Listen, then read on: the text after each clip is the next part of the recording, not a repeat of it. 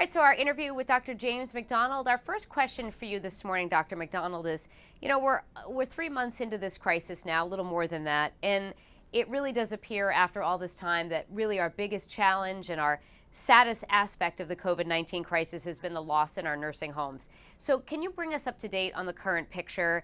We seeing any sort of resurgence of cases in our nursing homes? How often are you retesting the people who live there?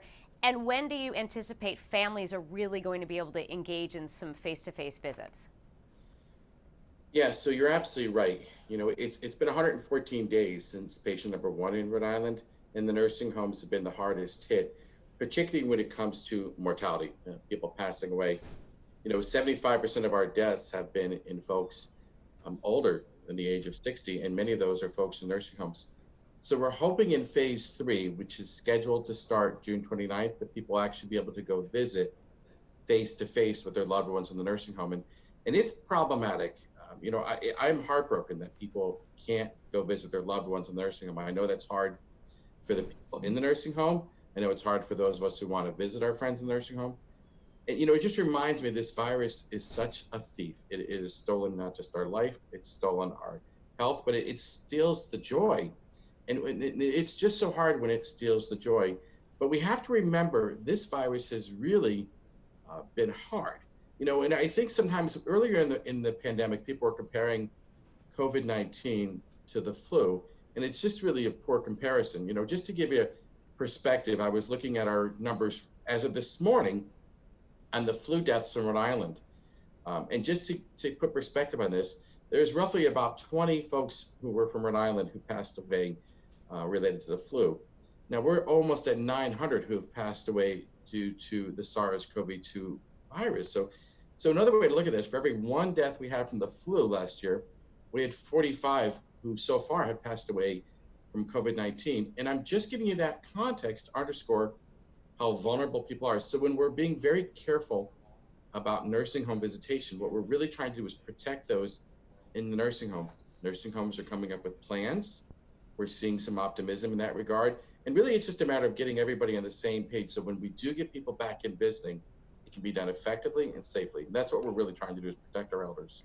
And to elaborate on that just briefly, can you bring us up to date on the current picture of our nursing homes? Are there any that are, in particularly better or worse condition? What is the current picture looking like? Is it looking better overall? Yeah, so there's still over 50 nursing homes who have a case in the near and future that we're monitoring them closely.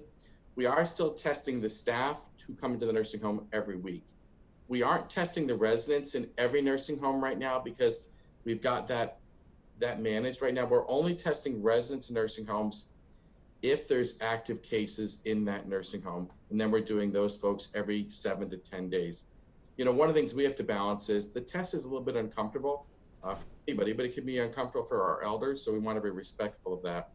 And testing the staff is one strategy that we know is helpful. So we have a lot to do here.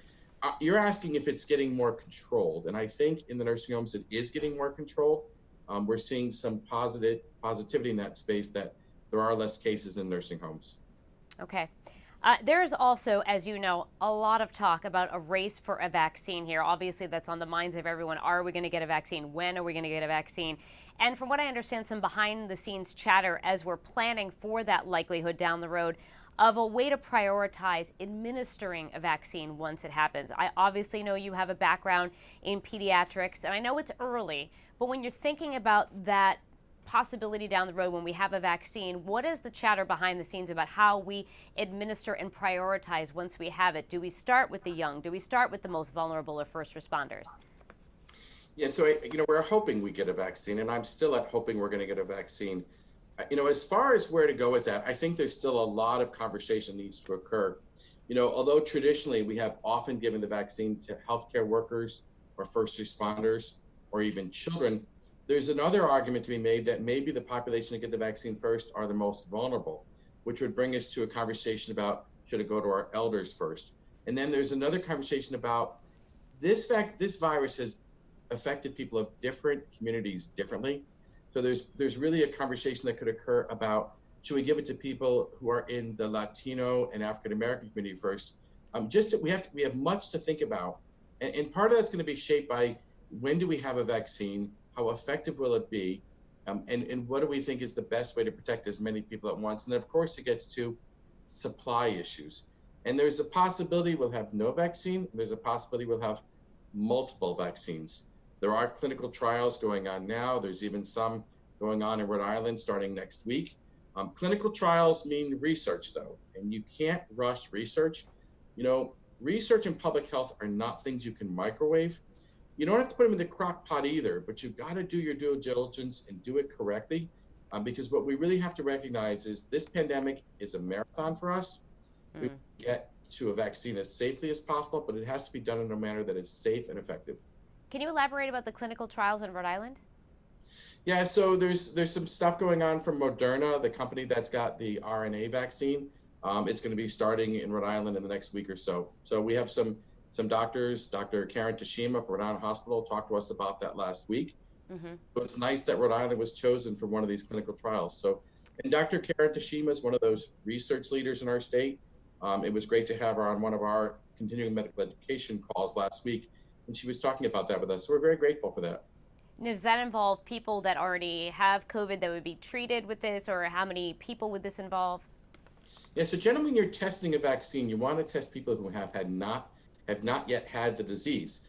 Right. What you're really trying to find is, well, does the vaccine prevent the disease? And so that's what this vaccine will be trying to test. And I can't say exactly how many people right now.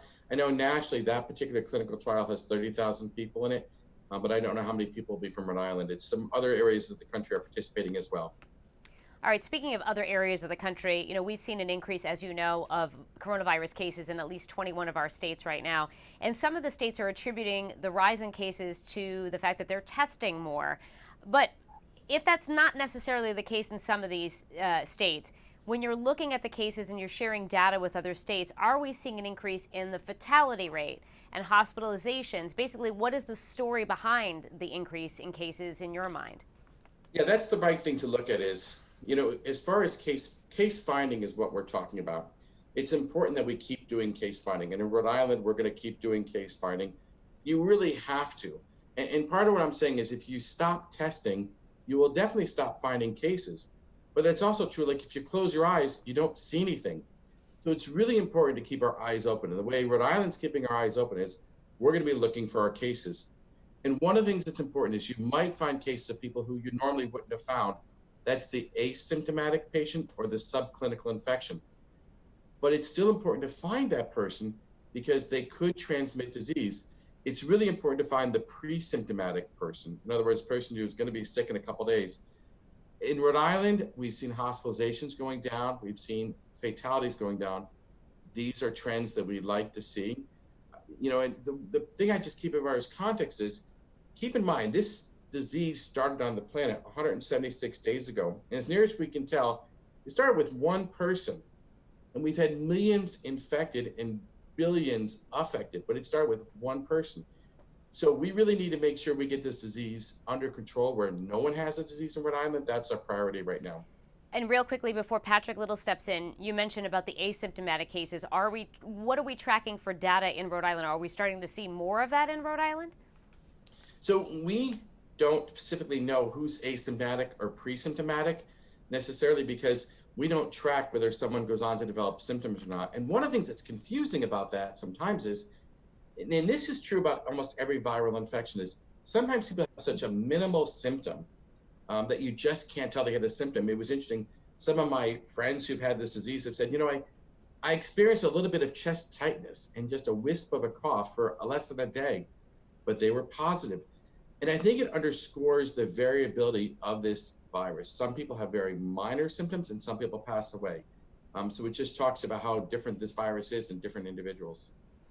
All right, Dr. McDonald, I'm going to have you stay there for 1 second. I'm going to have Patrick step in. Thank you. Thank you.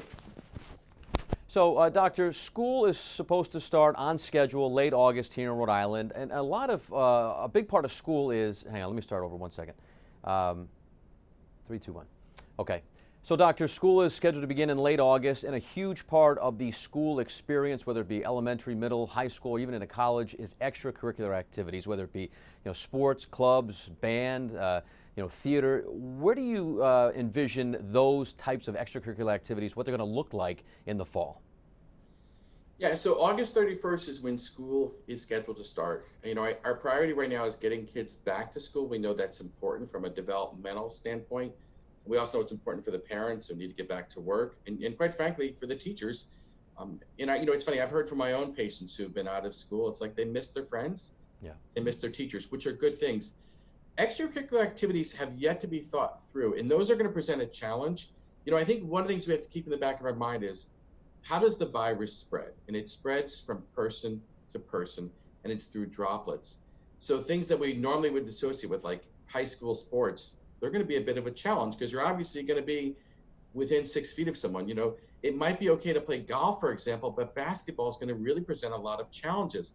And then even things like the school play, how do we do that is something we have to think through. Even a marching band, how does that happen? Or how does a high school band happen?